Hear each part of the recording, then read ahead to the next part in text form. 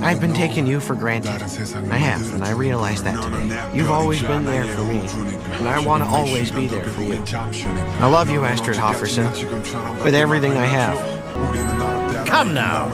Are you really going to sacrifice your future? All the wonderful years you have ahead of you for that? Wow, Vico. Well, I guess when you put it that way, no, I'm not!